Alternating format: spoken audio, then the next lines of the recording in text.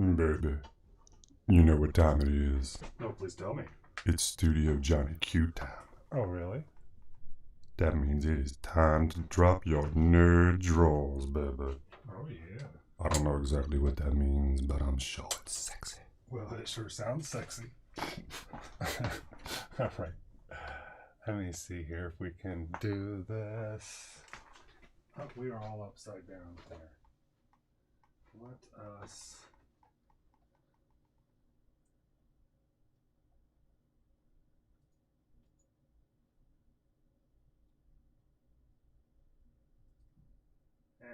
There.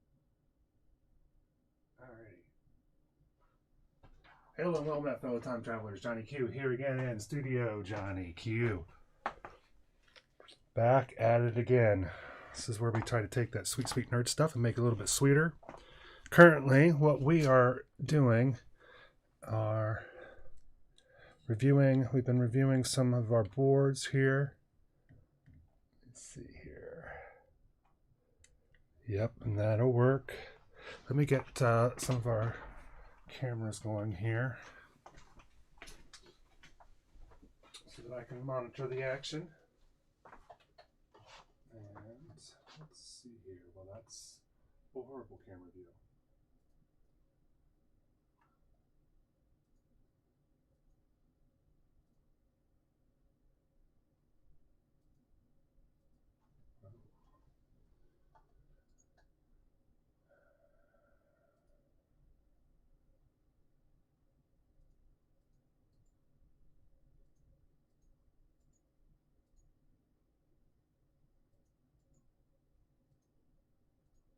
Alright. Super quick.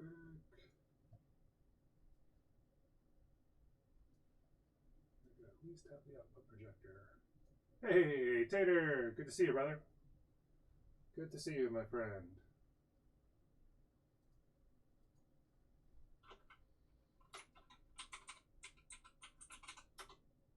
Oh yeah, that's the good stuff. Alright, just trying to get my cameras going. Can you hear me? Okay, over here. I had to move some mics around. So if you could confirm that you are seeing me, I would, yes, appreciate it. Thank you so much, sir. Thank you, thank you. So how was, I want an update on the table, on the work table. Let's see here. I'm getting the cameras all situated. All right.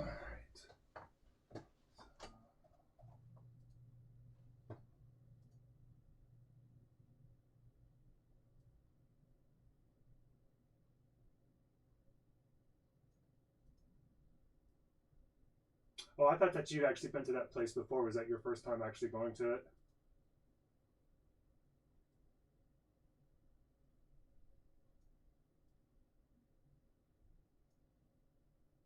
Had good prices. That's good.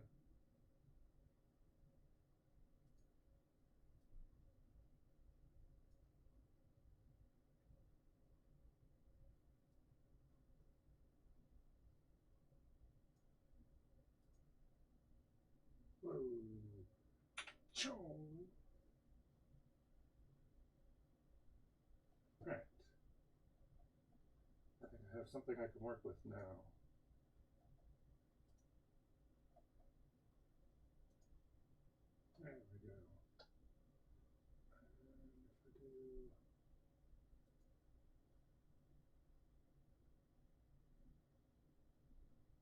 There we go. There we go.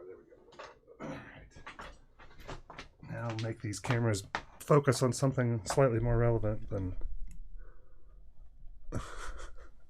what they're on currently. All right. Here we go.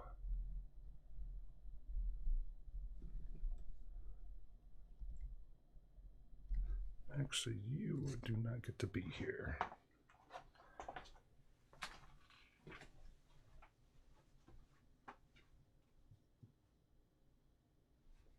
So today, I'm thrown a little bit because I want to be able to multi-stream this to YouTube, so that's what I'm trying to do at the moment. Actually, I think I'm probably going to record this as well. Let me have to from here. Record this as well. Freed up some space to do that. But I did over the weekend, we're not listening to any music, but I did over the weekend set up. Let's see here.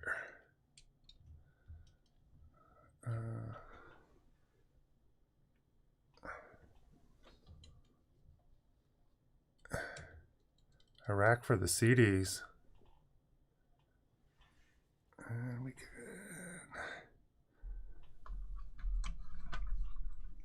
There we go. Ooh. I posted on Instagram today that one of the secrets, and I learned this a long time from some show about organizing your house and keeping your life with some organization in it. And it says one of the most important things that you have to do is respect where the activity actually occurs. If you keep trying to put a bill-paying set of organization in your office, but really every time that you end up paying the bills, it's in bed or it's on the kitchen table, that's where your organization system needs to happen. So taking a page out of that, I decided I didn't want to give up necessarily the studio space, but this is where the activity occurred, and I wanted to put it in place where the stuff that I was looking at, didn't have to bend over as much. So yeah, I got more than a couple, more than a little bit, as they say. And so this is nice. This is all of my CDs in one place with room to grow. So I have a whole shelf down here that's not taken. It's flood friendly. It's at least 6 inches off the ground. Got a whole shelf there not taken. Up here is gonna be I think my favorite albums. I'm gonna try to figure out like my top 25 or 30. So I'm gonna devote I think this shelf to that. This shelf here is just Hendrix. So, and I may put some of the other box sets I have. I got the Queen box sets, 2 of those, and the Hendrix box set, and 3 Rush box sets. So, I think I have this over here. And it's velcroed into the other racks because it is extremely top heavy. First thing I did was load up the bottom rack, but it doesn't matter. There we go. So I wish I was playing some CDs right now, but can't. Actually went to the Half Price bookstore. They just opened up, and we picked up Pink Floyd's early album, The Gates of Dawn, or Piper at the Gates of Dawn. We got Busta Rhymes, When Disaster Strikes. It's got Put Your Hands Where My Eye Can See 'Em, High Tonight, Dangerous, all good stuff. But I really enjoyed, I got this, found this double disc set of Curtis Blow Presents the History of Rap. So there'll be some interesting songs on this for certain.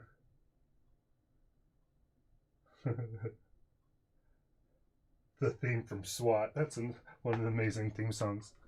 That's funny. It's also at the beginning of I'm Bad by LL Cool J. Alright. So, that's the album portion of our show.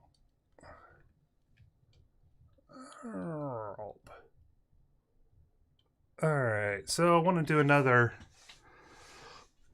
dungeon deep dive, where I take a close examination of the board before I put it away, because I've been trying to film these for posterity, and I had them stored, and I really need to get them put away, especially so I can start building the next board, which will be here before I know it. So beyond this, I actually have another board about this size that I need to review, so we'll be doing that later this week as well. maybe something in between, but I don't know, maybe not, maybe before I reassemble it. However, so today will just be me walking through this. Anybody has any questions, feel free to stop me and chat. You're most welcome. I'm thinking what I'm trying to do is figure out a way that I can record the work that we're doing on these boards, because it's more than a little bit. You see the ladder, yep. On every board, there's always ladder. It's a lot of work to put these together, so I'm trying to figure out how I can kind of consolidate some of those activities, and I'm thinking maybe if I can make the boards in a way that here we can drop them down in the studio and do a video review of them, then maybe I can end up trimming some of that and making it a non-live stream video as well that I can share on the tubes and so on and so forth. So that's kind of the thinking. Try to provide visibility in the things that we're doing here. But with that, I did, when we were putting this together on Friday, I was missing a couple key characters. I was able to find all them. Yeah, there you go. Yeah. Yeah, so hopefully this will, you know, I get with all the different cameras and stuff, and I can kind of just work through it and talk through it, and it can be a little long form here on live stream, but then edit it down into something. Trying to do that a little bit with, posted a couple video clips on Instagram and on the Facebooks. So learning how to do that with the thanks of you and shadows. Okay, so let's see here if we can get our M50. Let me just go ahead and reset it though before we do that. Alrighty. And we will. So that's our straight up view. I just moved my camera from, I was using it at my desk because we were playing remote D&D. It was my last session with DM Scotty, which was an incredible session. So, alright, we'll see if we can turn this back on. Alright, put the microphone in a little bit better spot.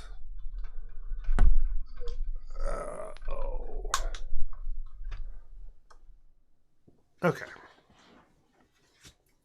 So, if we look over here, oh, this is Propsta Runehammer, Hankrin Fernell, his artwork, Runehammer Games, ICRPG.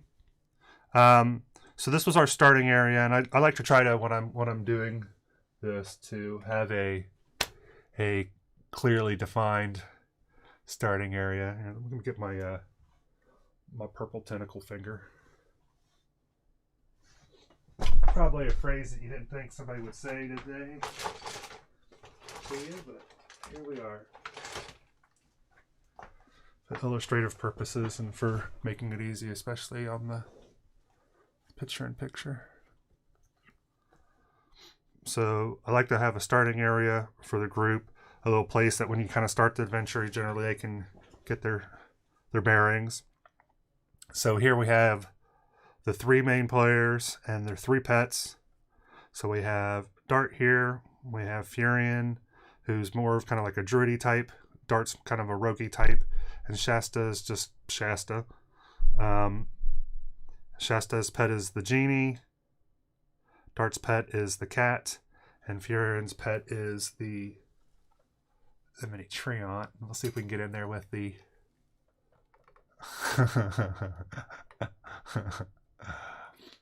not the tentacles. Alright. It was funny, we had a straight up Akira moment in our D&D game. It's like, Kaneda! Alright, let me see.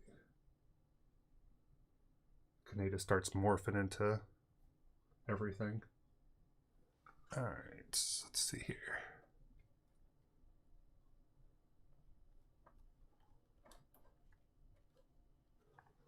Try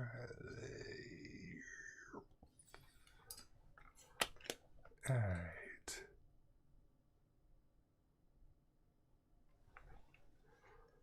Yep, so we have Dart, here with her homemade shield. It's actually something that she looted that players have affixed to her mini.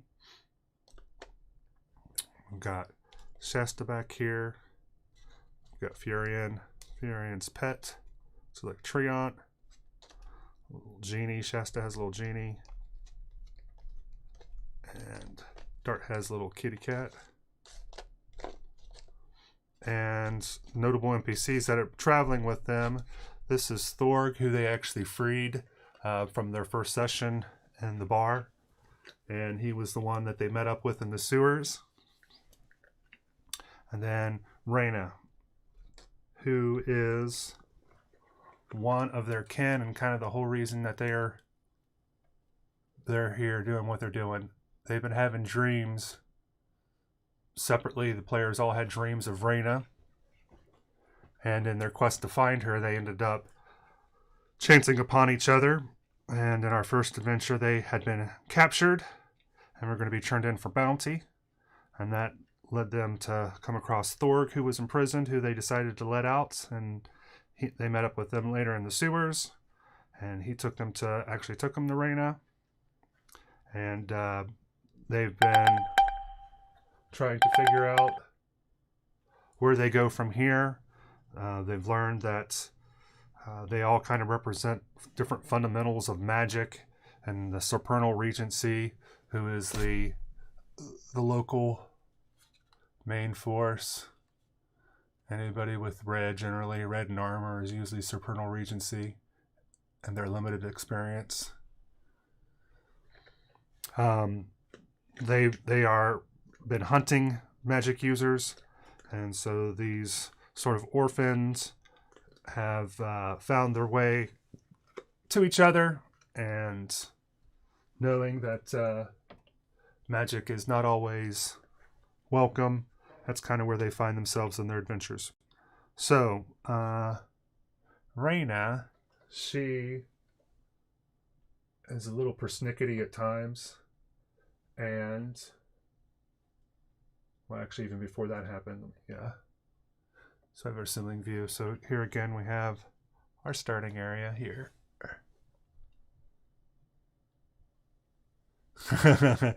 That's true. That is very true, Nicholas.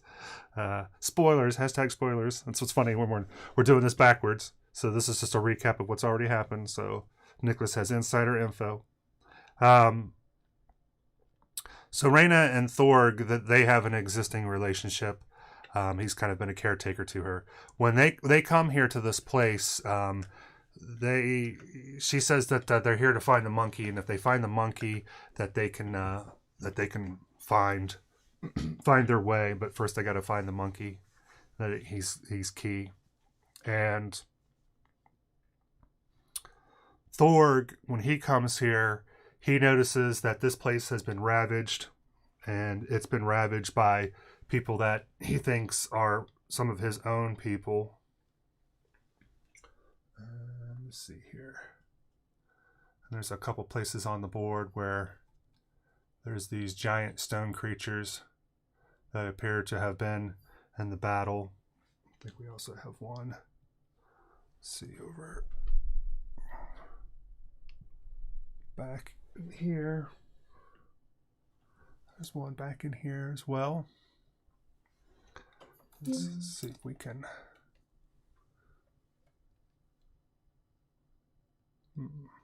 I got a weird noise on the pooter. Let's see here if we can.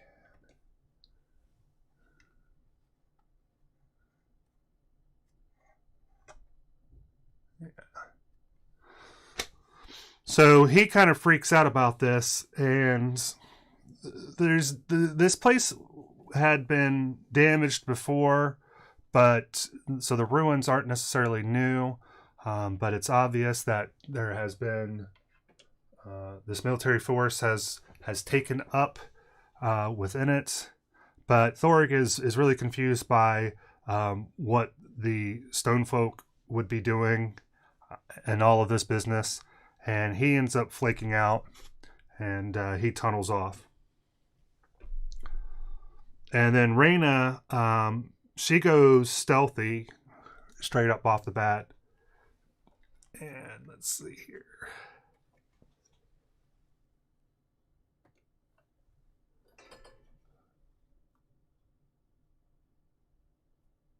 All right. So yeah, so Thor, he puts a jetpack on the Bizak and he's gone. And then Reyna, the other notable NPC, she's says, you know, we got to find the monkey, and so she just hops off. So as the players are here, and one other thing of note is the movable rod, which is denoted here by just a piece of paper clip. They had in previous adventures through the loot table rolling, came across an immovable rod, which is awesome. It's a fun item. So some things of note as they check out the playing field.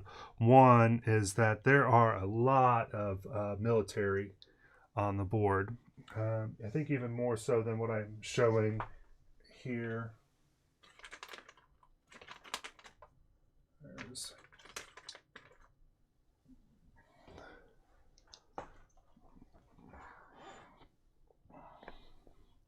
There's like people all over there's knights all over the board. Heavily armored. There's a giant over in here. So where's our... We've got a giant over in here. We have who appears to be the commander of an army here, and a halfling giant here, and they're in terse conversations. And there also appears to be some sellswords, so some mercenaries. And those guys are generally depicted through more normal gear, such as this guy here in the building.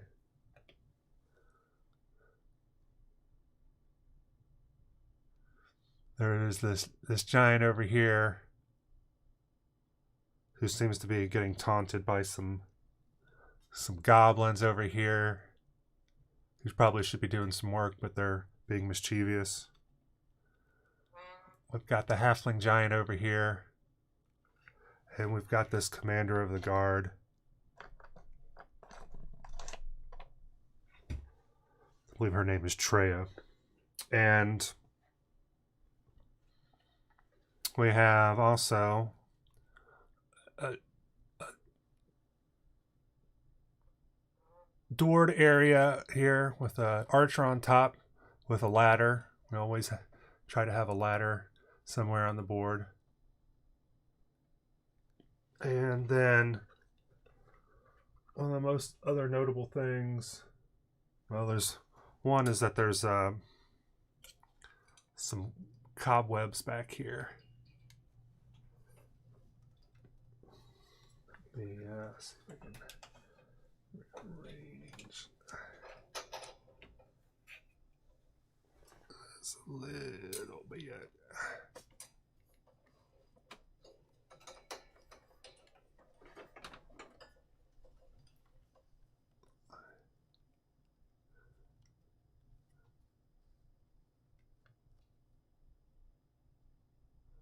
There is a spider back here, spider lair,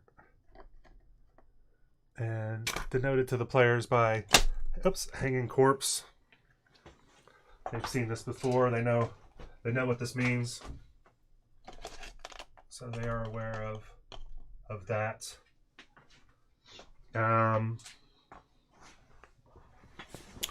Yeah. So we have some.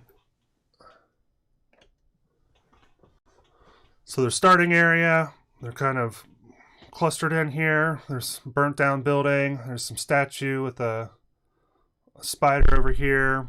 There's a lot of military up here, this tower. There's a halfling over here. And the other main thing here is that there is a moat around the keep. And there is a bridge here which isn't of awesome condition. Let's see if we can switch our camera here. So you can see that this is not in the best of repair. But, you know, as things are on the board, we try to make them be, you know, that way.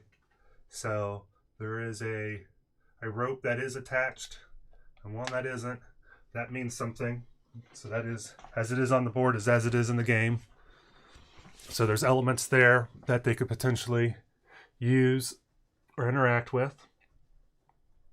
And so right off the bat, I was happy to see that the players were concerned that there was so many military,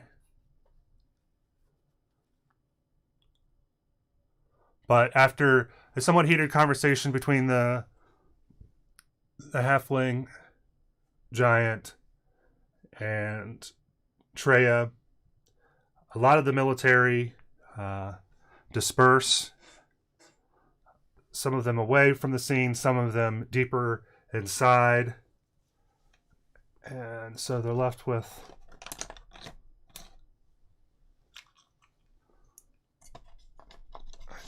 we have an archer up top here. We have a military guard up there. They tell them anybody delays what we're doing here, they're kill them on sight. So they know that people here mean business. And I think that was it. There was one other guard, I believe,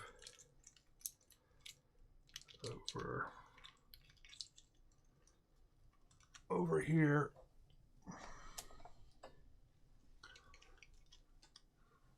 And you see it. Reyna, she goes off and she goes ninja, but all the children, they share a telepathy, so they're able to share visual information and also communicate telepathically, which is very helpful, so you don't have to worry about meta scenarios, who knows what. All right, let me move some of these. Let's to the side. All right. So a couple things of immediate note that happened here is that right off the bat, Dart wants to explore over where the spider is, and she's able to use her newfound ability, which is animal friendship, and she ends up convincing the spider to work with her. And Shasta, and Dart, after getting some quality control testing here. Yep, good quality. Good quality. All right. So they make their way out, but are being stealthy.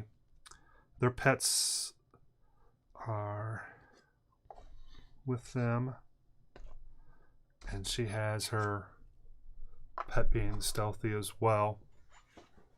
Now, when these guys all have a special ability that if during their attack rolls, if they roll a natural 20, their pets end up supersizing. And so all the children, which they find out through conversations with Reyna, are the 10-petaled flower, and each one of them representing one of the 10 primary essences of magic. Each one of them has a pet, except for they note that Reyna does not have a pet, and she doesn't ever appear to want to talk about it. So that's where they are. So I believe that she'd gotten a crit on her spider interaction here. And I'm going to drop the N50 here because of the tripod. Switch to a different camera.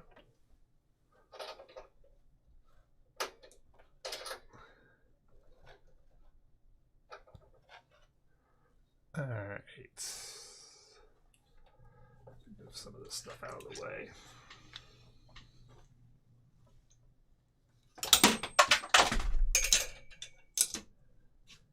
Oh.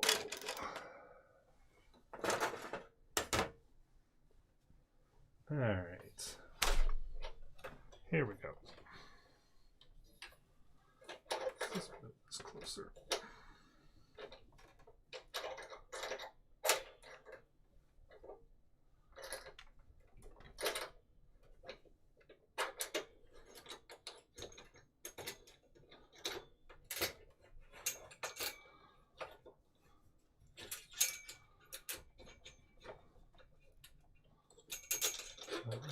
Maybe.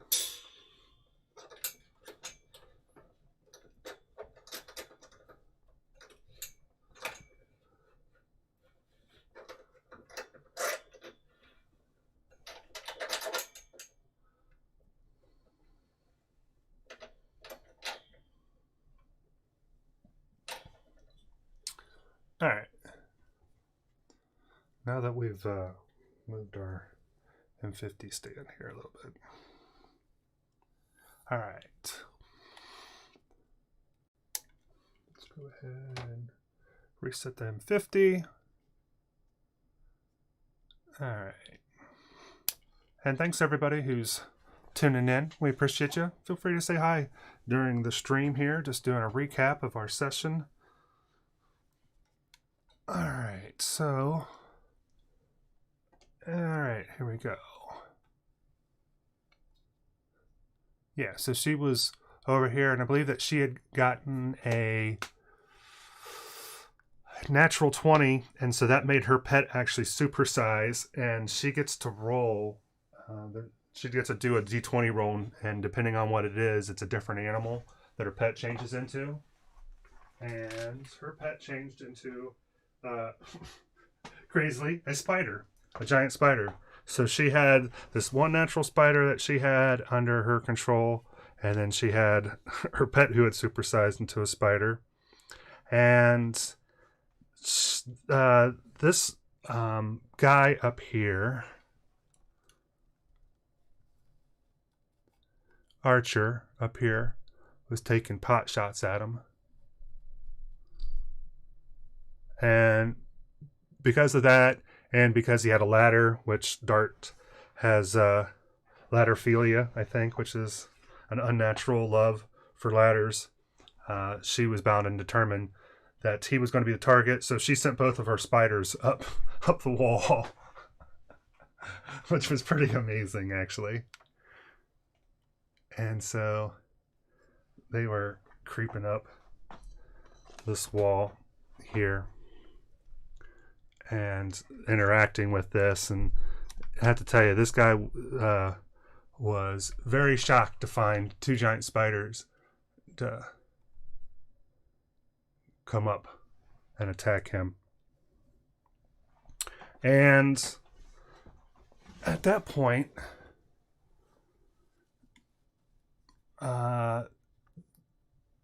the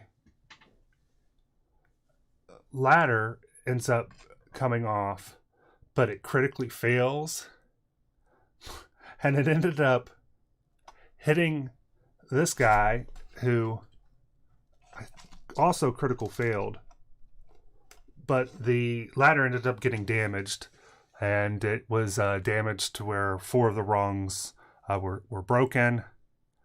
But this guy had taken some damage already, I believe, from the kids who were advancing and doing some hijinks.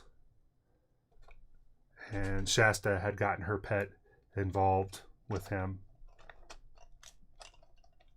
And her pet, being genie form, is able to transverse a lot of areas. And then same thing with the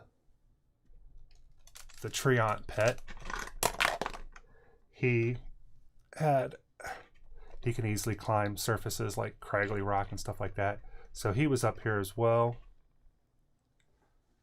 And this goblin wasn't here at that point. He was gone inside the castle. All right. So what we have here is that the players had moved from their starting area. Get our pink tentacle. So they'd moved from their starting area. Shasta was also over here. No, actually, that happened, I believe, afterwards. So yeah, they had this interaction here. There's another guard who eventually comes over and joins the fray, and they're able to take him down.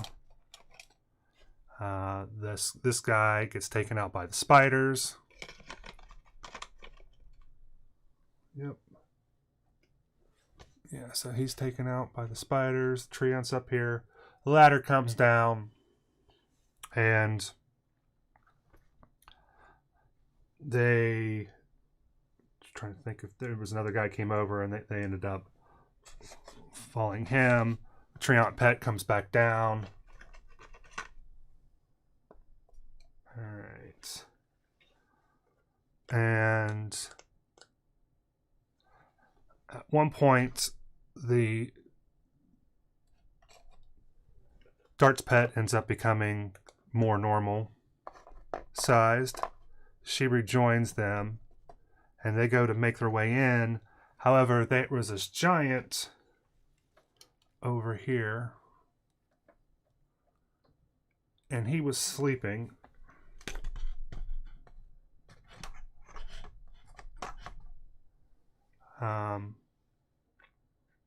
And this guy wakes him up to tell him to go.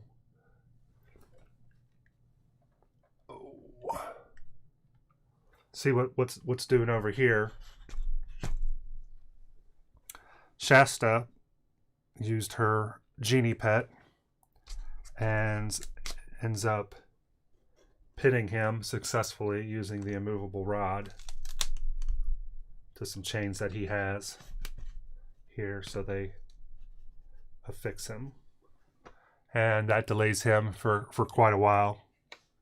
They end up using the broken ladder the best they can, and they go through here using Shasta's pet to come in through the backside. Opens the door. And so now they all file inside of the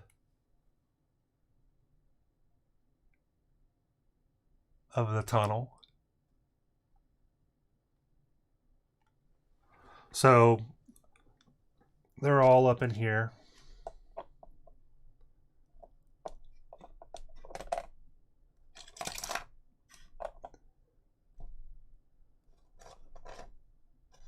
I'll leave their pets down here for ease sake.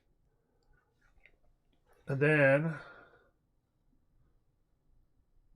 Dart decides that what might be good is to see if she can get the spider, who's her friend, to fix the bridge. So it takes quite a while, because there was some conversations about what kind of conversations you could actually have with the spider in a way that would help, something that would be meaningful. But we came to a consensus of that. And at this point, this guy was not here. Oh, that's right. There was another key element that had taken a lot of focus. I've forgotten. Before coming over here, there was back. Let's see here. Oops, sorry. over here, one of the buildings, there was a mad bomber, what bombs at midnight. And by that, I mean that there was just a guy who was tossing alchemy fire. This crazy goblin guy. And we'll see if we can get a better shot here with the M50. Oh, that's not a better shot. There we go.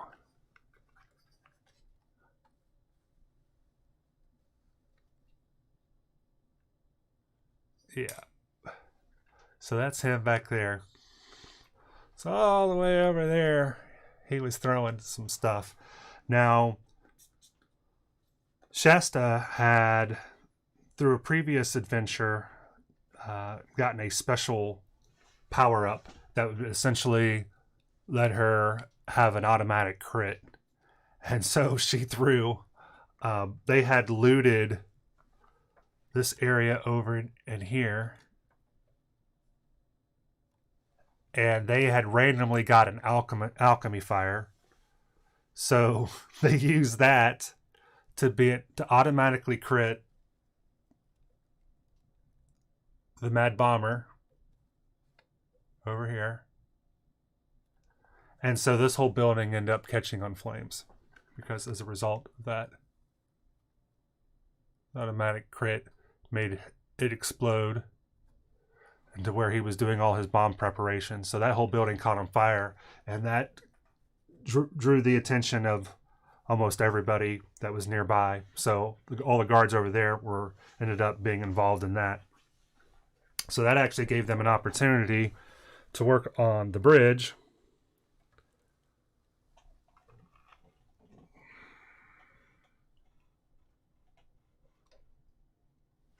So that's what they set to. Yeah. No good deed goes unpunished. So they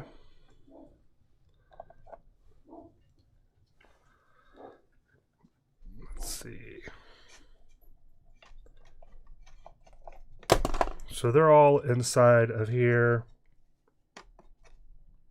And the giant spider is set to the task of working to repair the bridge at a particularly vulnerable spot. And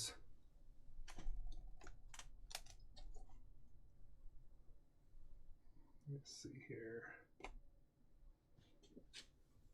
They're taking some damage. I can see here. So they're still all up in here for the time being.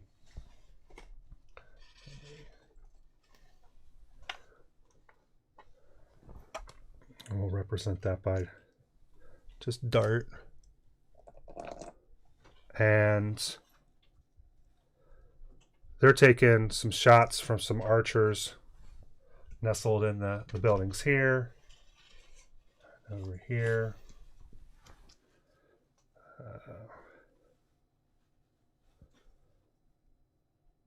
Shasta, she sends her pet, the genie, to deal with some people over in here. Let's see if I can get a little blue tack.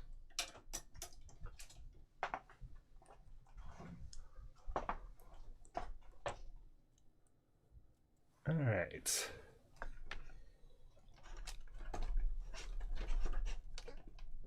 So the genie pet's over here. And we have it so that the kind of the pro and the con of the genie pet, as each of these guys have different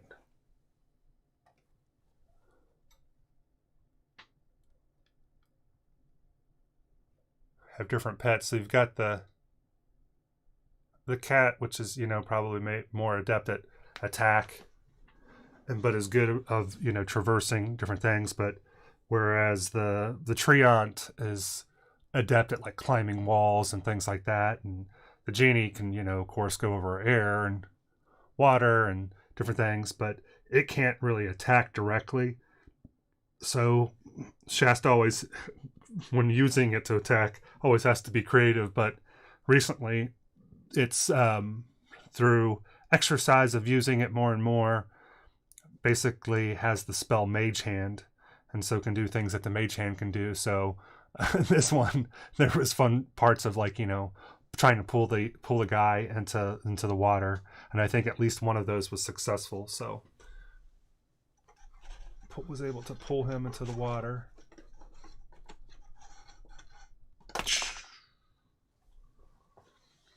So that was fun. Like I said, we got the building there. They were also taking some shots from some people down in here that they were having a hard time seeing due to the inability to beat some rolls, some contested stealth rolls. And so they are able to get the bridge prepared enough that they're able to come over here, and then they start more directly attacking these archers.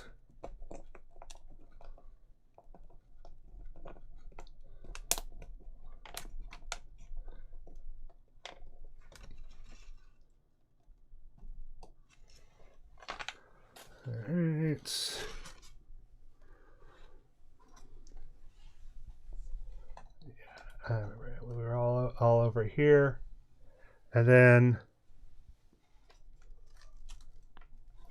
Treon actually had gone to where he was scaling the wall. And they were able to more interact directly with some archers over here. The spider had fixed the bridge. He goes in deeper and is contending with some guards. But the most interesting thing at this point was that, and her pet is actually up in the mix as well.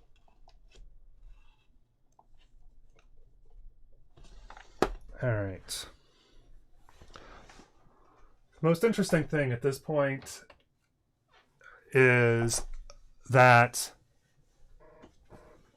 the giant here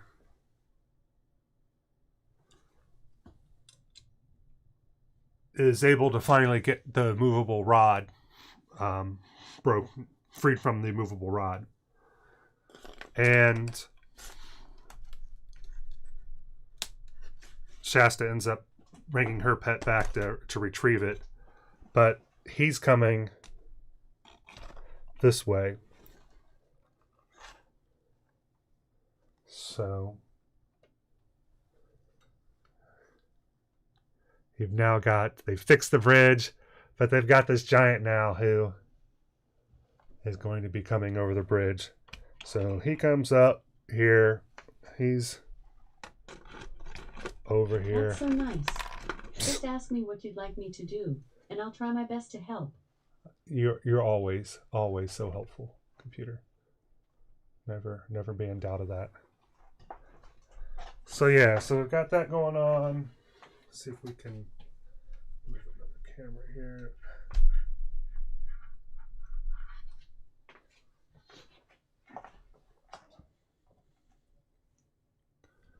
Yep, we've got the bridge here. So you got the giant. So they fix the bridge, and then they decide, you know what? Let's destroy the bridge. So they quickly go to work of destroying the bridge, and Shasta's pet has to come off the wall and retrieve the immovable rod, which is able to do so.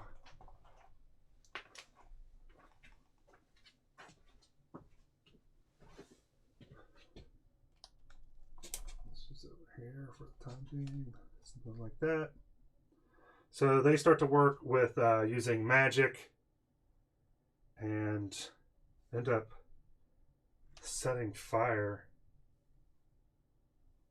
to the bridge. And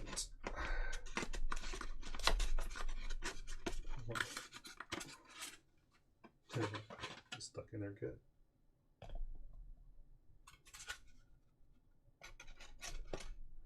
I set fire to the bridge while he's on it, and it causes it to be broken.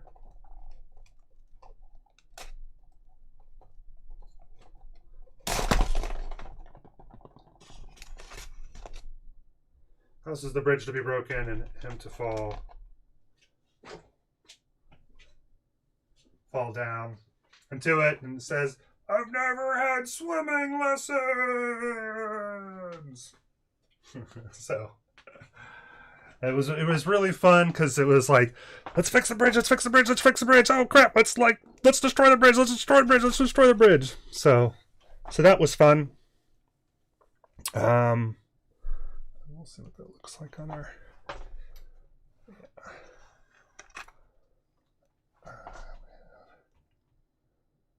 That's right. Play it where it lays, Homer. All right. Yeah, so you can see we got him there. And then at this point, there is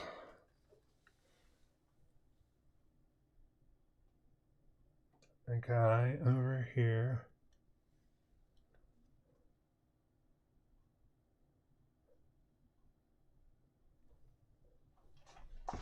And he was advanced on them.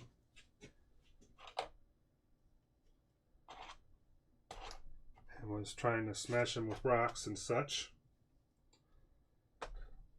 And Dart had told the pet that it could go off and do what it wanted to do. She let it go and didn't require for it to be part of the battle. And the druid has a spell recently acquired that allows it to root somebody in place while concentration is maintained, and when that concentration broke, that the ground becomes wild with grass and becomes essentially difficult terrain. So they rolls like a d4 to see like how big of a circle that affects. So they were fighting him. He gets restrained. I don't know if I have any of my milk jug circles, plastic circles. Usually we have a stack of those around. And so just denoted that he's rooted. And then while he was rooted, they ended up getting him prone. Actually, the spider came back and ended up helping to tie him. So they had no problems taking this guy out. And then the rest of this board, at that point, let's see here.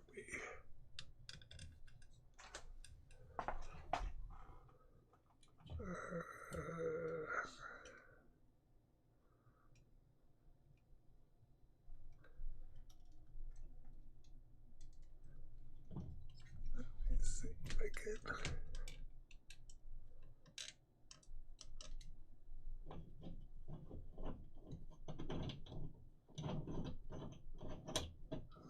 Trying to get a camera angle that be meaningful in any way. All right, there we go. So then, essentially, once they had made it onto the side, there's a whole, another set of board that we had previously reviewed last week. So we're kind of going backwards here. But there were some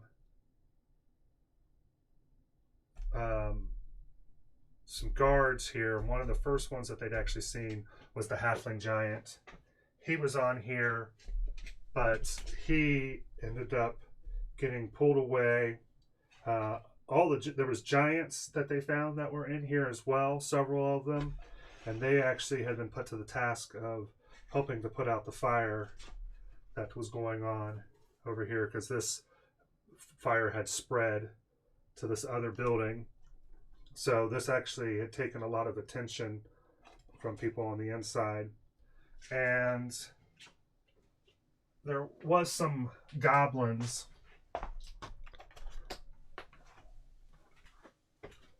over here, and they ended up getting involved, but they realized that these were mercenary goblins. They chose not to act on them, but these guys did kind of inform everybody else to what was happening. And the players come in and kind of make their way into this area, and then ended up going over into another building where they had found that Raina said that she had made her way into a place and was waiting for them to join her. And she was over by a building with a ladder that she was going to help them try to get to another level.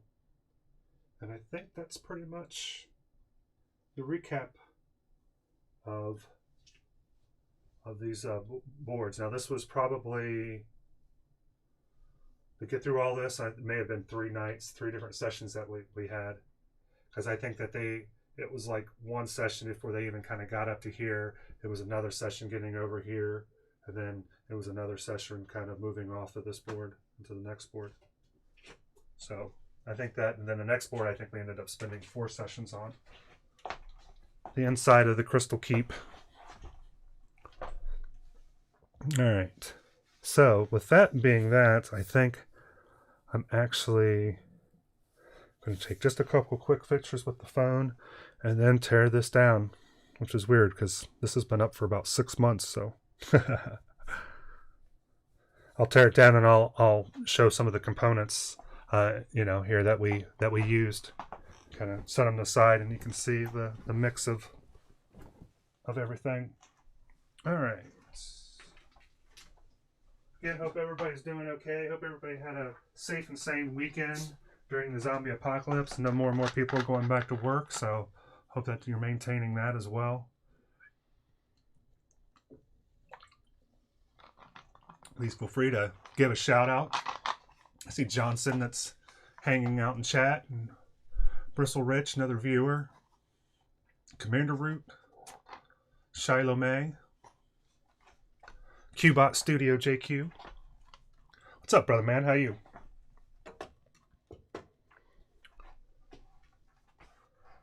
All right. So let me get a couple of quick pictures. Did you have a good weekend? Oh. Let me see here.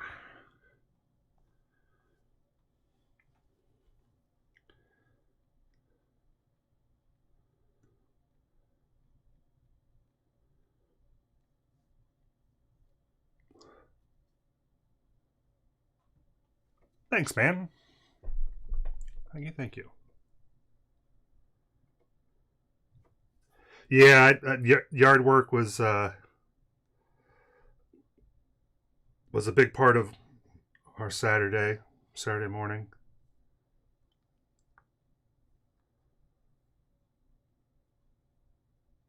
It's like we've had so much rain, it's like you cannot afford to skip a week. Poor Randy, I think he's been spending the last 3 weekends trying to get his lawnmower to work. When he eventually does, I don't know, I think he's going to need some major, he's going to need like a backhoe or something. Bobcat or something. Here we go.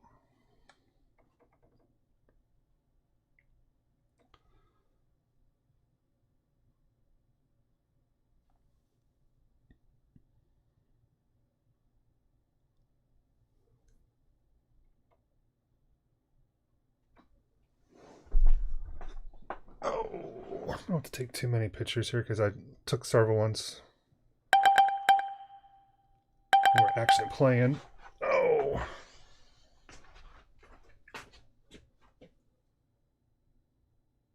Like I said, normally I would have music playing, but I want to be able to put this on the YouTubes.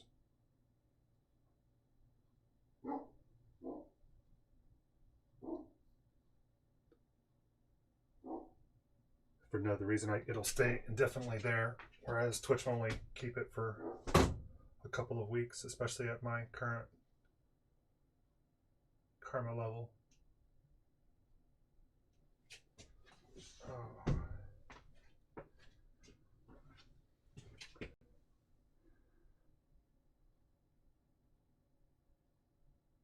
Alright, I think we're going to start tearing it down. So, that being the case,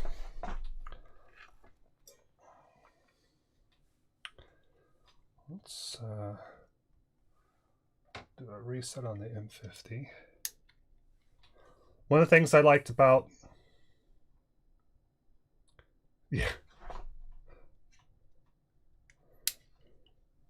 Yeah, I mean, he'll probably have replaced everything, that it'll be a new mower by the time that it gets done, right? Alright. So, one of the things I love about this board is that it uses one of the first things that I ever did as a crafting DM. And these were from like a DVD player or something. Exactly. That's what I'm saying. Yep. This and then this piece as well.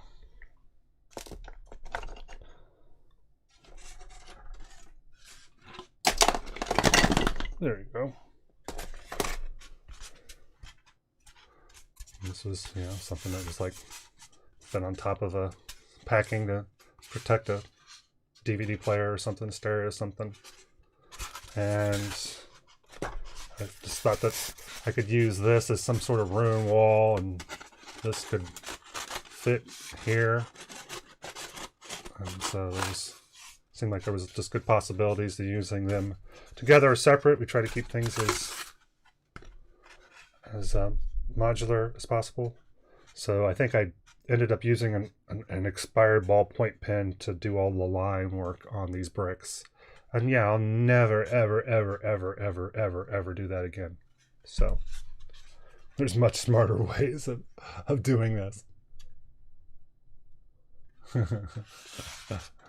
Yeah, so I would rather build this brick by brick these days than ever do it like this. This brickwork is so tedious. But I love that this was one of the first things that I did, and I still am not ashamed to incorporate it into a build. So, yay. Yay that.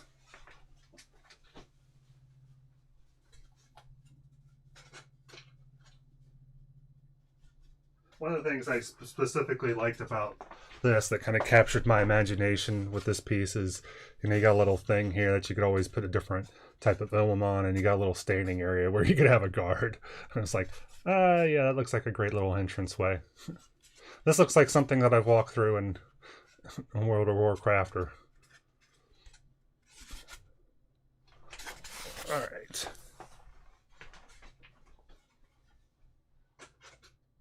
Alright, so we have that. Other major components here. So we've got all of our minis. We'll take all of our minis and put them to the side. And little bits of our scatter terrain.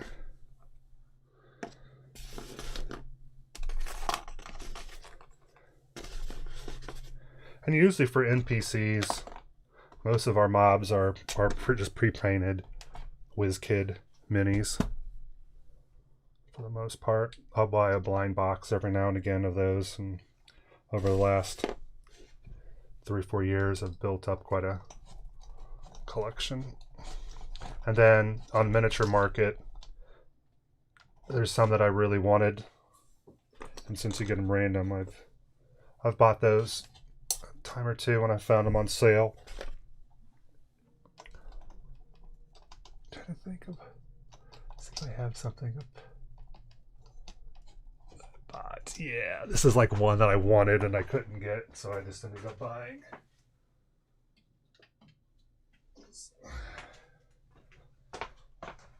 He's dope.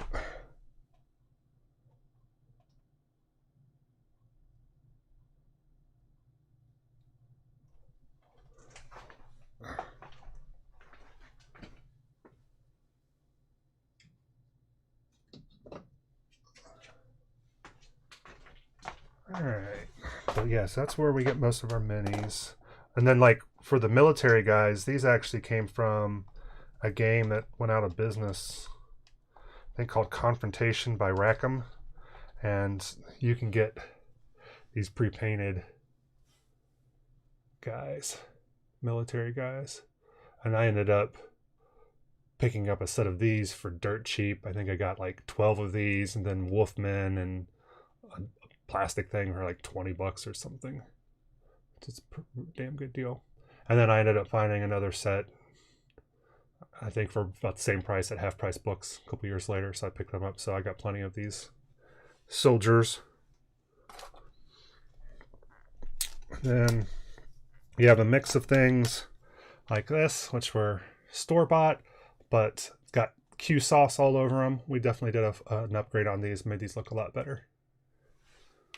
And so we got some stuff like that. We have stuff that's store-bought but painted.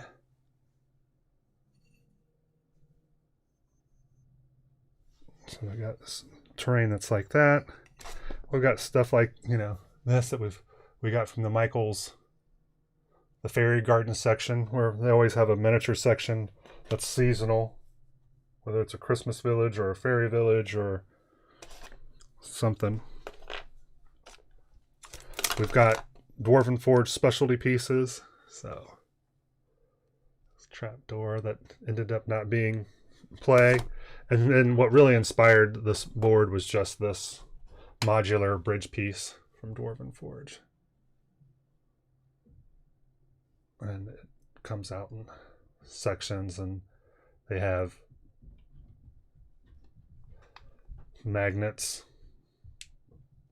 and they provided different lengths depending on what you wanted. So it was like, okay, well, I want to build a board that's going to use a bridge.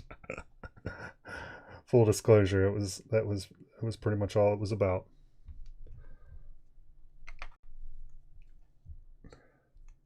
And just even unpainted. Something nice, big, heavy. Probably.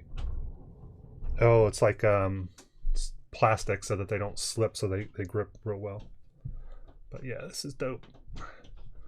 Pretty dope. But so that's, you know, some specialty Dwarven Forge pieces. A lot of this is just your Corning's Pink Panther XPS foam. This is 2-inch foam, so I got a lot of. One day I just made a bunch of pieces that were ramps and stuff, so that I could just add some height to the game. I wanted to stop playing on a flat 2D terrain. Wanted to start getting some different levels into it. These I got at the Half Price store, which were some pre-painted statues, and I'm pretty positive that these are on orange juice lids, because I've thought about doing the same thing. And like this one in particular, I think is definitely a orange juice lid. But the spider webbing, that was me. I took some thread and put hot glue to thread, wrapped a little mini, and it looks totally effective. See if we can get a shot of him on the M50 actually.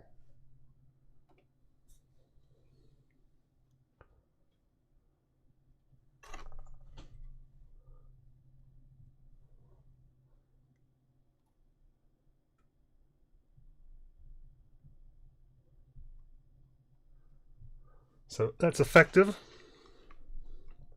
So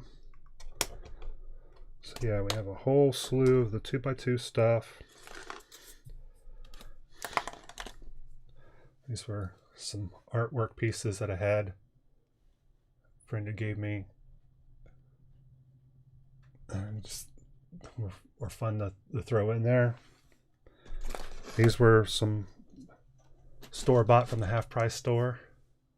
Little craters I used. Got stuff that we've painted up like this, and stuff that's just store-bought, which is part of the bar set. These we got at the half-price store that were pre-assembled, and got a whole mess of these for dirt cheap. A lot of character. I think I might at some point timber them up, but I don't know. I may not. I might just leave them exactly the way they are.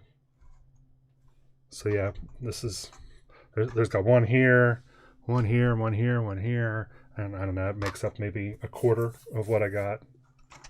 Let's say for dirt cheap. This is all on a board.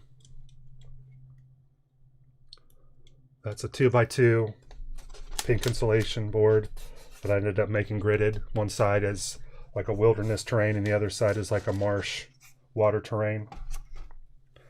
And I always get a chance to throw some reindeer moss in there. Always gives you a little something something. These were completely custom set of pillars. So these are beads. Carrie's mom always gives me a ton of beads. So I have a real great collection now. So sometimes I'll just find something like this that kind of inspires. And then the rest of this is pink insulation foam cut on the Proxon, including this little piece on top. And then these were some gems that had push pins, so they just pushed pin right into the, and then used a ballpoint pen or felt tip marker for the pattern. But I'll put these right next to some that I bought that I think I got this at Christmas time at Michael's, and I've repainted these, make them more gothic. And then, you know, right next to something like this that we made some creative beadwork pinning on the bottom so that it stands up good. We've gotten these, which were got at the half-price store. That's some more game scatter terrain. They're made out of foam. And this is another specialty piece that's we spent a lot of time painting. And this is like Dwarven Forge, but it's not. This is, I believe, Secret Weapon. They have a set that's like a mine set, and I really love these over your normal height stuff. And they've got stairs and things for them, so I always seem to figure out a way to put one of these into a board if I can. And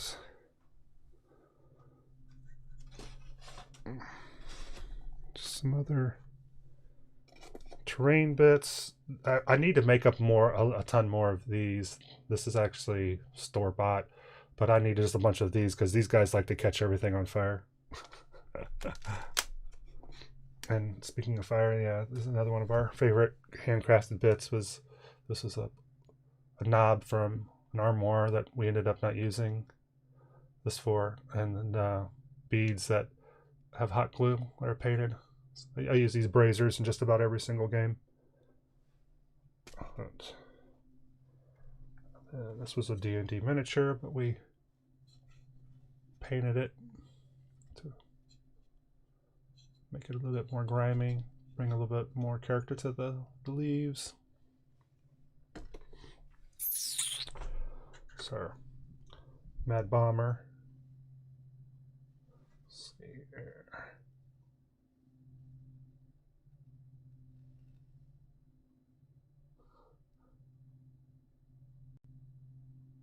He's just pre-painted gent. Let me see here. I think that's the majority of the components. We always end up throwing a ton of some custom foliage that we made, and then we've got the only other thing here we have of note is these pieces, which we also showed on later, an earlier or later session, depending on how this gets put out. But so these were bought and painted. I still haven't finished them actually. Let's see if I can go better.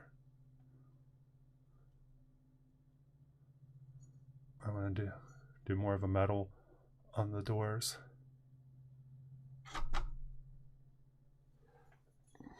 And these are part of a set that I got. I don't even remember what all it had at the local D&D shop. It had some of these really nice doors, but this is for some other game.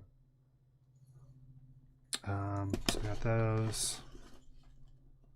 We've got these vines that we did, just put on a washer and some garden wire and then some hot glue. Block it out, but these are always helpful to have in the games because they can just be foliage for them to climb up, or often they end up coming to life. Some creeping vines, so these are handy and they're super sturdy. There. Let's see. Always.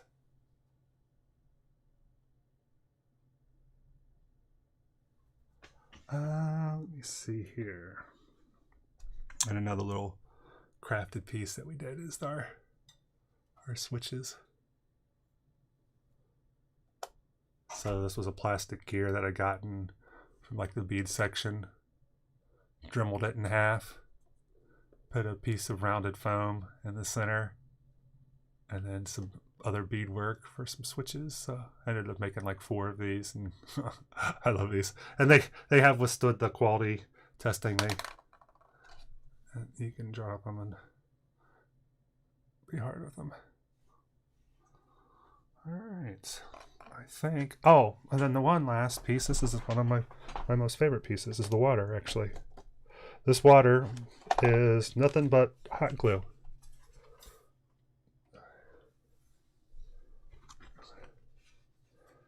So I took parchment paper, taped it down on a piece of cardboard to keep it flat, and just did a whole hell of a lot of hot glue and swirly strips, and then painted it up and made sure I used a really heavy gloss paint.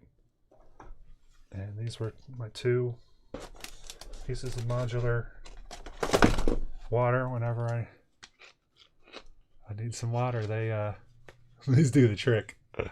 And better, probably 1,000 better ways. I've seen some really good effective things that I'd like to try, using like a clear caulk, and you use like a spoon to hit, and you can get some real effective stuff. But yeah, I like these. These are some of my favorites. So it's fun because it was like, I wonder if I could, and then it's like, well, let's try it out. And the answer is often, yeah, actually you probably can do something. Hey, there he is. Speak of the cock, and the devil shall appear. Time to put the cock on the hoop. I tried to enunciate the best that I could there, Shadows. Cock. Oh. Good to see you, my friend. We were wondering how the lawnmower is. Does any of the actual lawnmower still remain? And is it in any state of function? All right. So let's start to...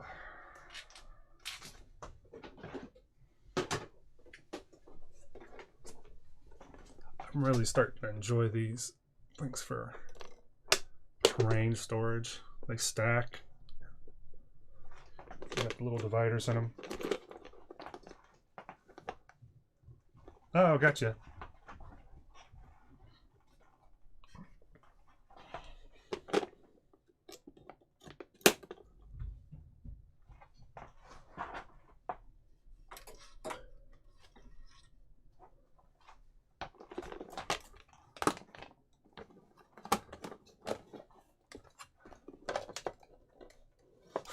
Fair enough. And speaking of, I may have to cancel tomorrow's stream.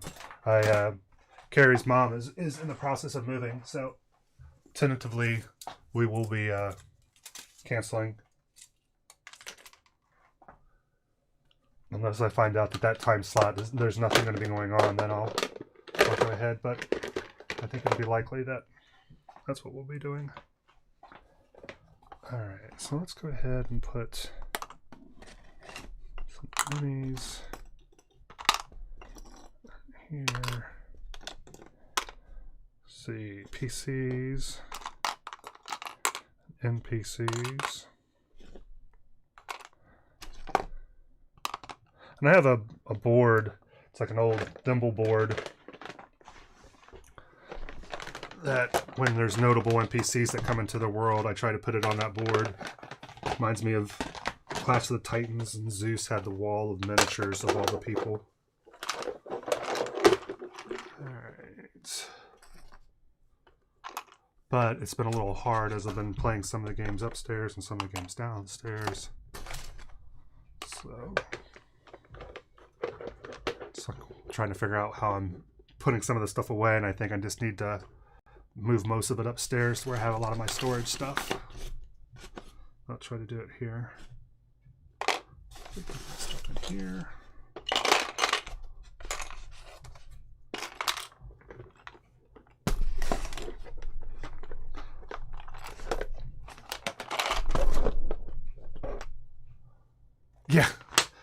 Yeah, she moved, it was about 1.5 years ago. And it was, the move that she made was hasty. And she's finding out that she's not totally digging on the space, and it's too expensive for what she's getting. And yeah, the place has actually been, she's an older lady, and they've literally been harassing her. They make pretense to come to her apartment to like inspect something and then try to get her to sign for longer to extend her lease. I'm like, I'm pretty certain that what you're doing is illegal. But I digress.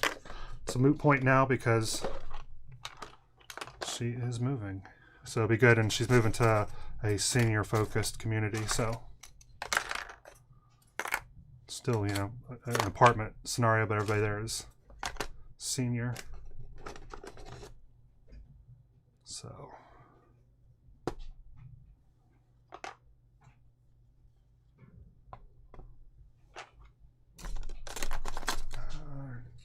let's do this.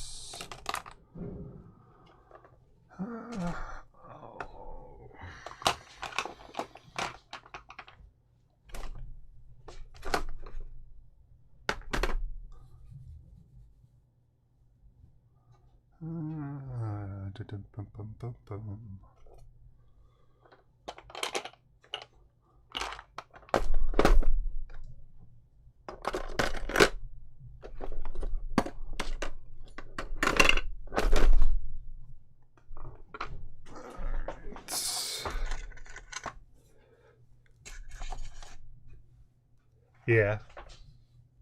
Yeah, there's some real...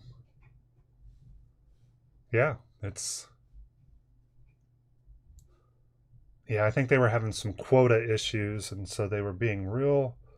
It would seem that whoever owned those places were being real pushy on the people who were running it, and it wasn't awesome, but...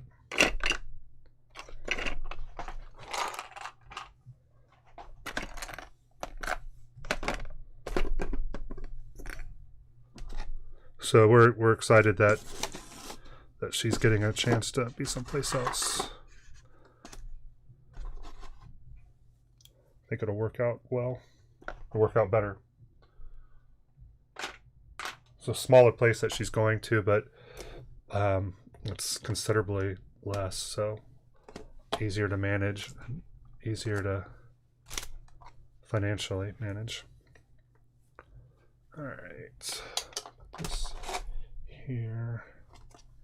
Foliage, foliage, foliage. Stuff. Peace.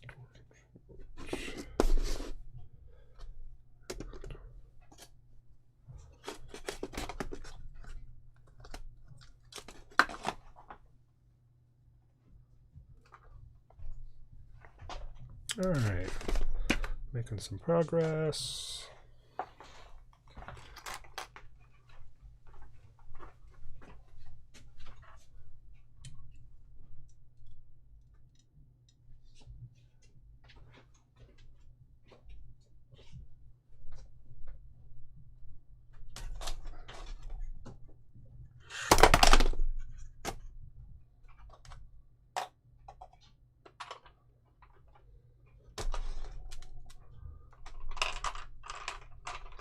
Yeah, thanks again, everybody, for tuning in. For those of y'all know, for those of y'all don't know, appreciate you being here.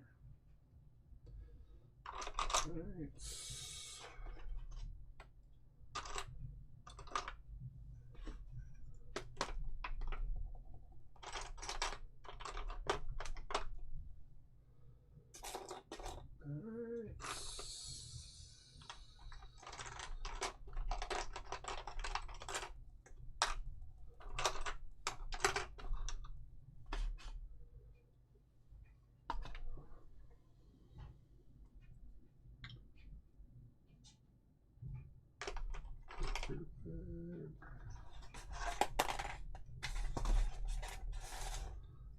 Scatter terrain. Specialty piece. Fire.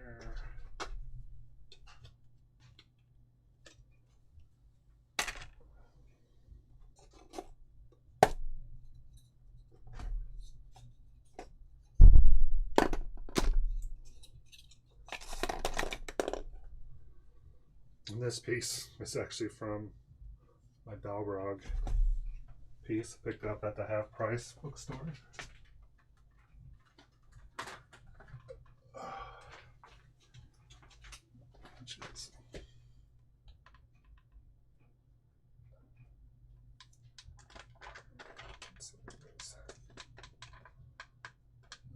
That's the other piece. No, I have not talked about how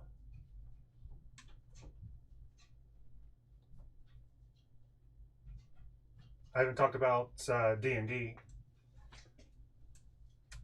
How Saturday's D&D session went, if that's what your question is.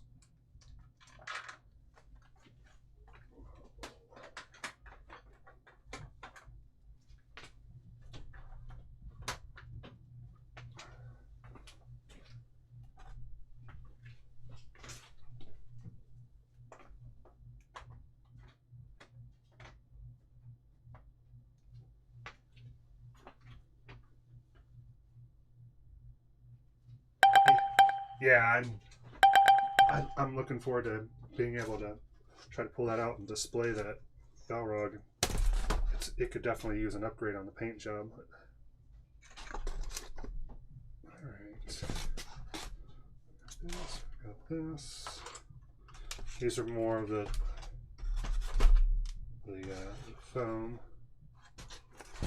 For this piece, these two pieces I think actually fit together.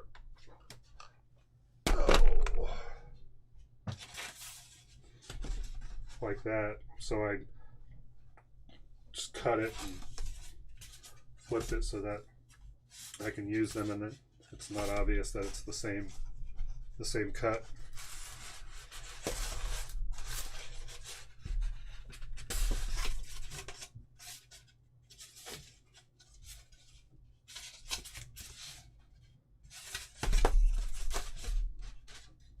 So Again, pieces, a couple, just, you know, big set pieces that you can just use time and time and time again.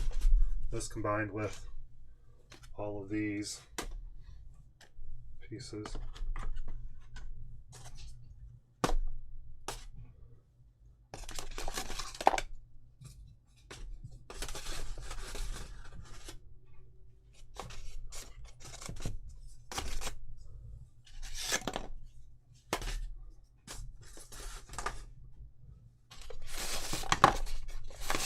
And these, you know, just trying to make sure that you have some ramps that you can get places that people can get on the areas logically. That's important. Piece that's pointing to the ground.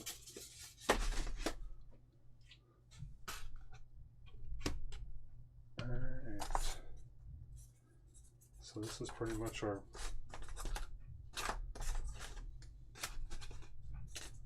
foam portion here, along with the board that it's sitting on.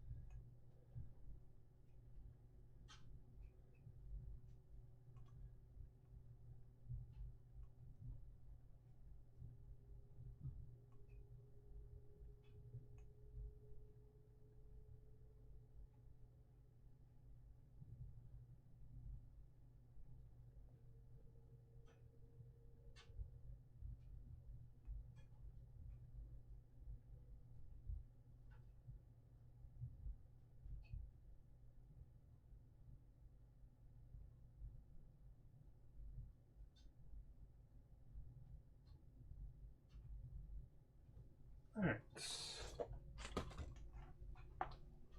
so we got that. And then these pieces here are the Dwarven Forge mat pieces that I really like. They're neoprene, like a mouse pad, but inside they've got the metal, so that all the pieces that have metal stick to them. I don't know if any of these do. Yeah, this piece does.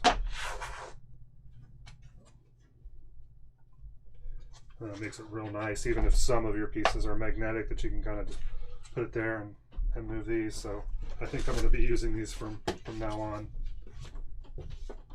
because even if you don't use the surface, they're handy. And I've got more of these on order, and I'm in love with these. And it sure made it nice when I had these upstairs and was bringing them downstairs.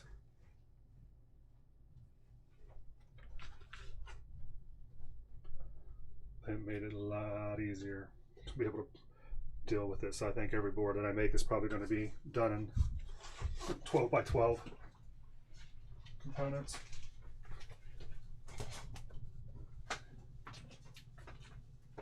Alright, so then if we take a look at our buildings.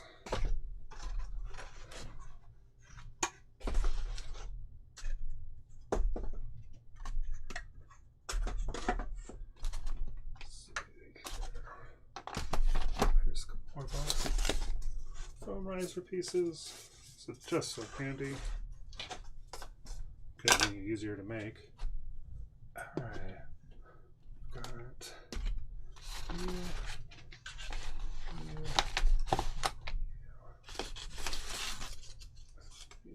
This is over here. Giant.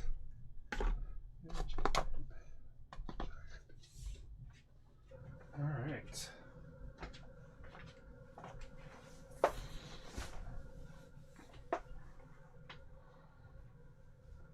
Yeah, that's those terrain trays, I think is what they're calling them, and they just started with those. I think in the first one that they may have offered those in now 3 Kickstarters that they've done, maybe 2, I think 3, And the first one I was like, I think that's just too expensive. So I ended up buying a bunch of metal plates, but they're just dangerous because the corners, and I've even thought about rounding off the corners or sandwiching them. But it's at some point it's just like, well, when did you do enough work to just justify buying the thing? So now having tried them, it was like, oh yeah, these are awesome. They started coming out with more patterns and everything on them, and they're double-sided, and yeah, so I'm a huge fan. All right, let's get on stuff. All right.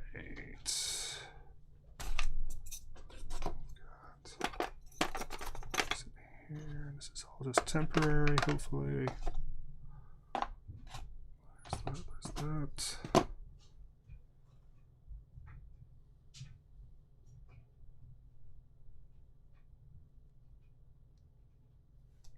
Alright.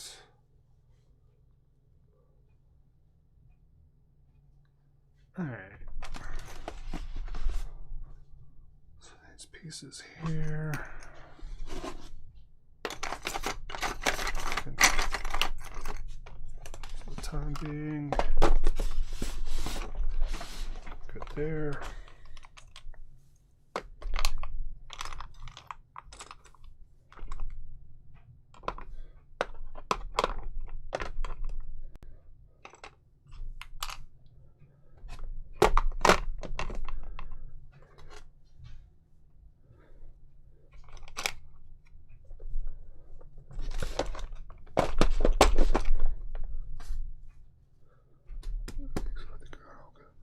Other places. All right.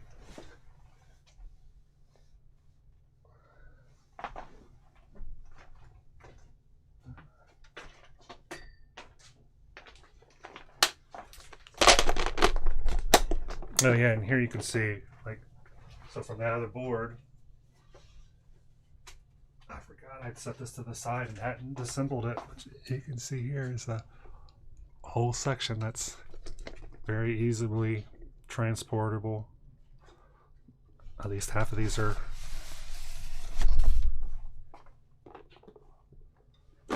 magnetic. Oh.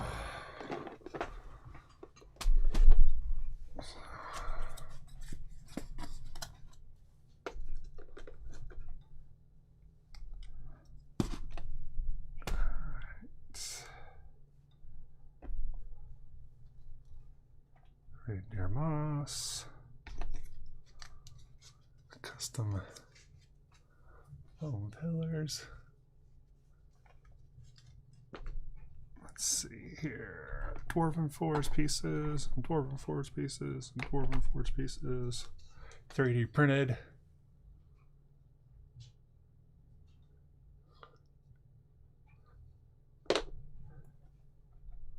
Store-bought. I think that was a WizKid pack. A bead that I just think looks like a scrying stone that I'll use in every game I can.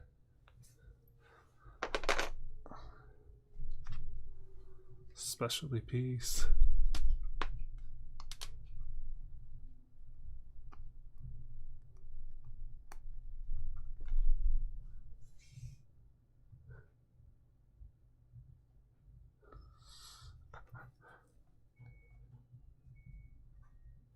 And these, all these things swap out, so these weren't originally crystals, but fit the context of where they were being used, so crystals they became.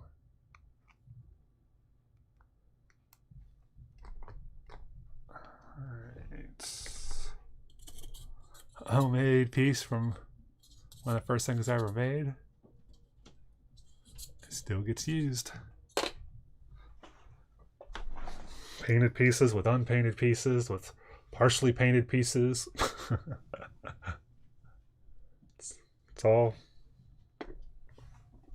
part and parcel, and it all goes. It's I remember early on posting some pictures, and someone's like, "Did you put some of this with some of that, with some of this, with some of that?" And it's like, yeah, that's pretty much it. It all works. The homemade tiles with the Dwarven Forge tiles, with the reindeer moss, with the plastic plants, with the real bark, with simulated wood. With it's all good. All good stuff. Yeah. So if these are some neat pieces.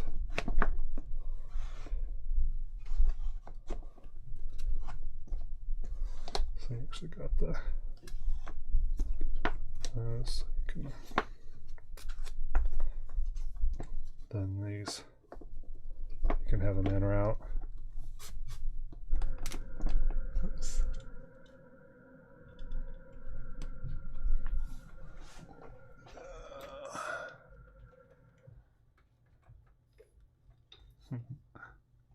Nerdgasms. Let's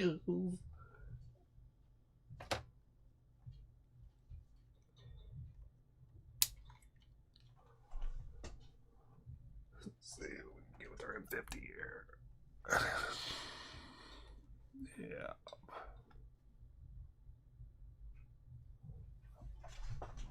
Yeah, so with these you get, and then this piece lights up.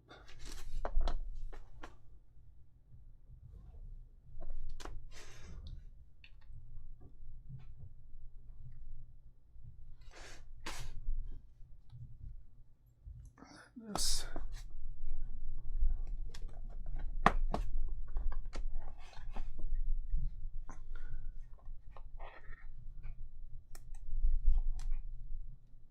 And I think at one point we actually had a crystal on here. I think it's upstairs.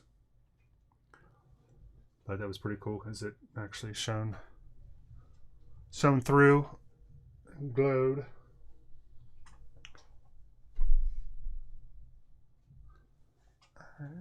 But yeah, you can do all kinds of interesting, and I think it has a flicker.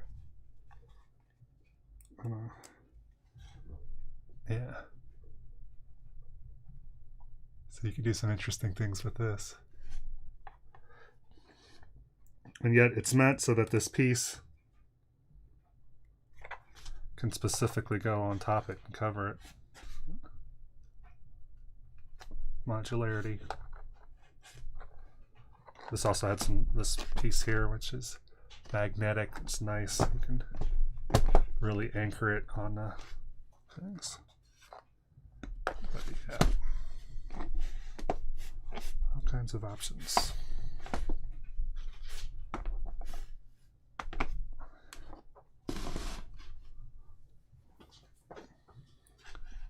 And you know, you got this printed texture, but it works perfectly fine against our hand painted craft paints stuff. It all works. The imagination will connect the dots more often than not. More often than not. All right, let's see if I can get another tub to start putting some of this stuff in.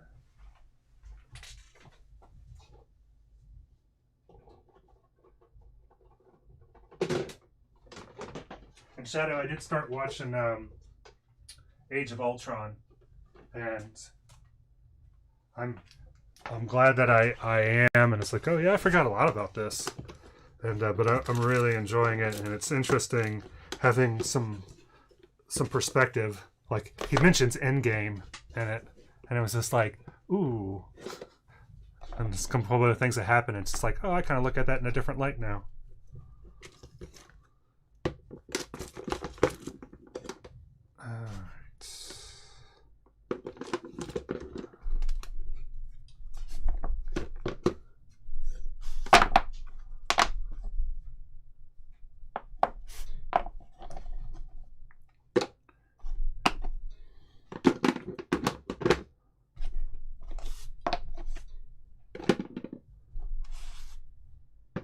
You know, now that I'm not playing D&D, I'm going to have to check out that VR space thing that I'd sent you about Reggie Watts doing like VR concerts on Saturdays.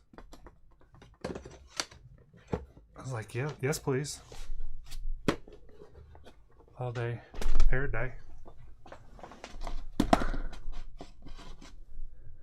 All right.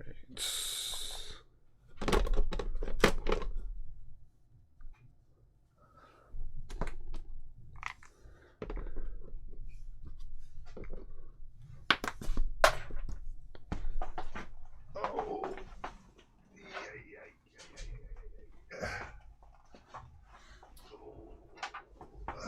man.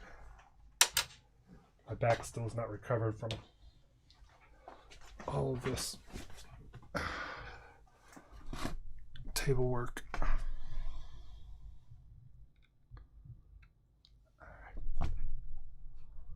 Maybe kinder.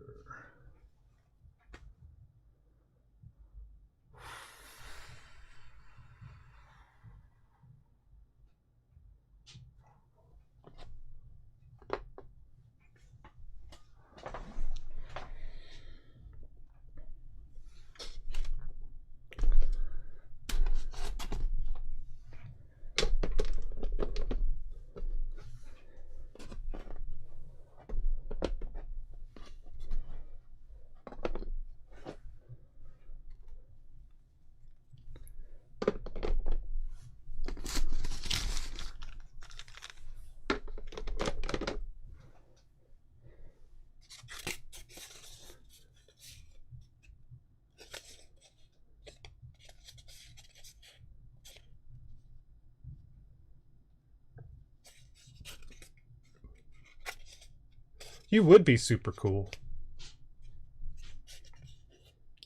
No, would be. You are. You are super cool.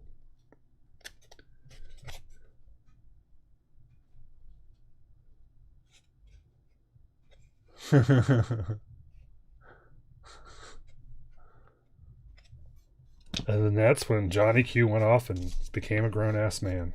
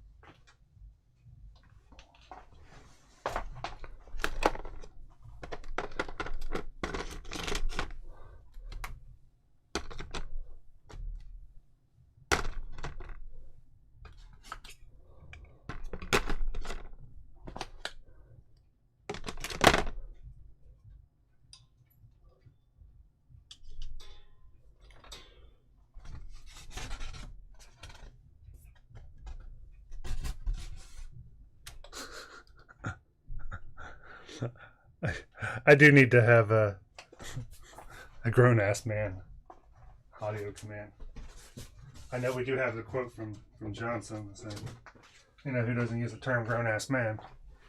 A grown-ass man.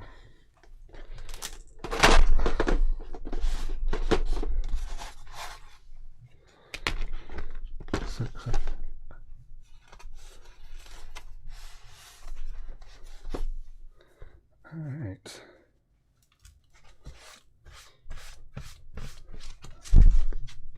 Ooh, look at that. Oh, isn't that just a... Well, looks like someone's got a case of the Mondays.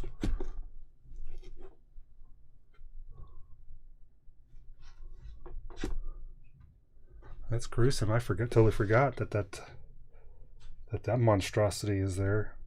That is crazy town. Wow.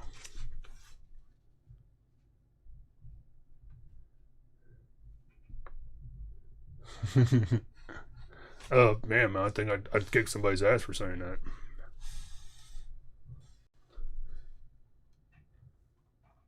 No, man, I don't want you to come over here and rub it up my left hand, man.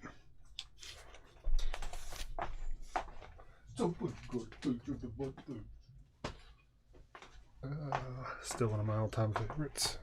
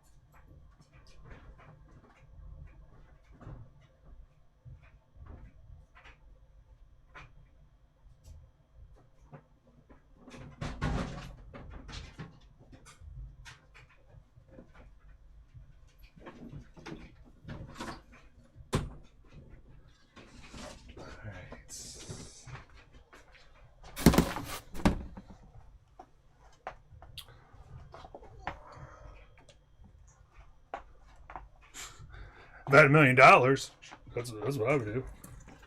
I think if I had $1 million, I could get a couple chicks to double up on a guy like me.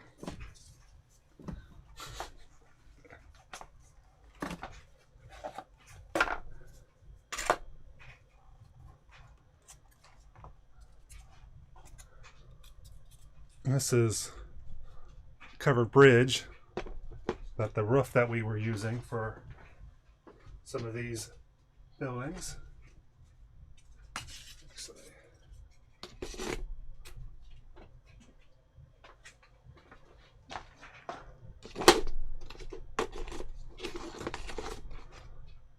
And there's also a platform bridge that I must be using in another build, because I don't have it here. But,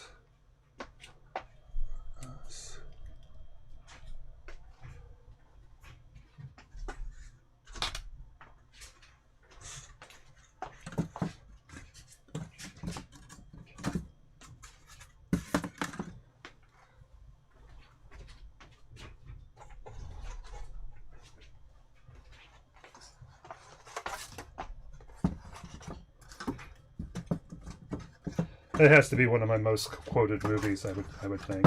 I mean, how just the phrase "no talent, ass clown." It was a perfectly good name until that "no talent, ass clown."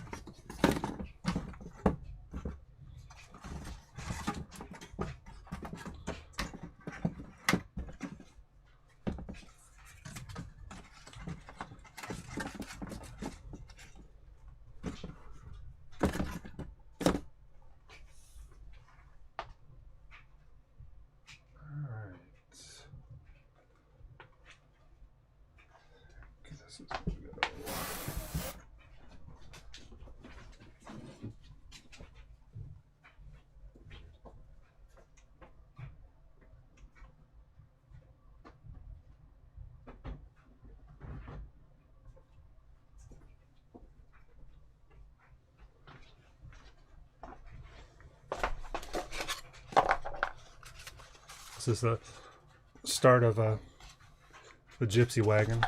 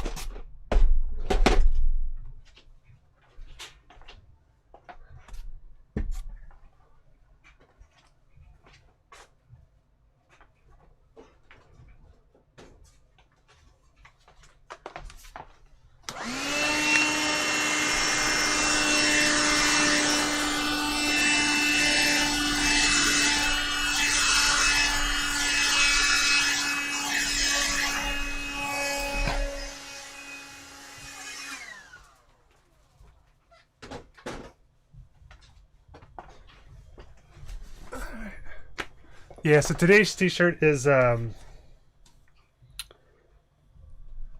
Hammer. Let's see.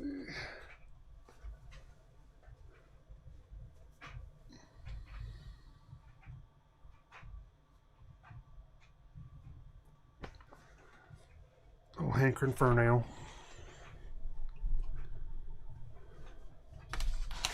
So this is one side of our board.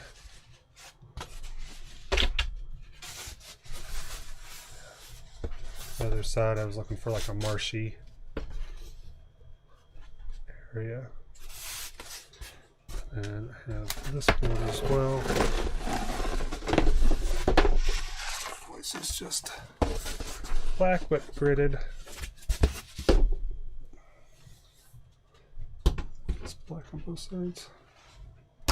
And it's black on this side and it's a little less on the other. I need to do some dry brushing on this one. I wanted to make it more like a dirt terrain. There's actually some colors. Okay. Oh.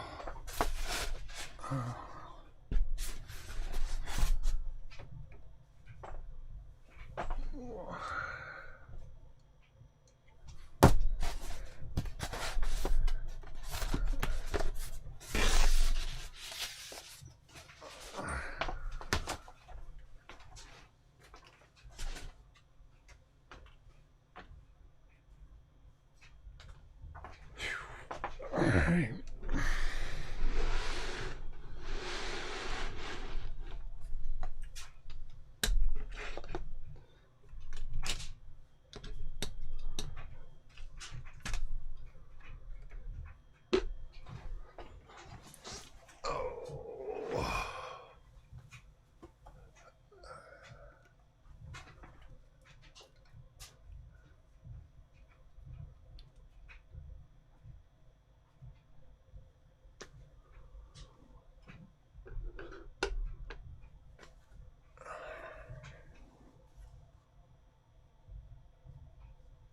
All right.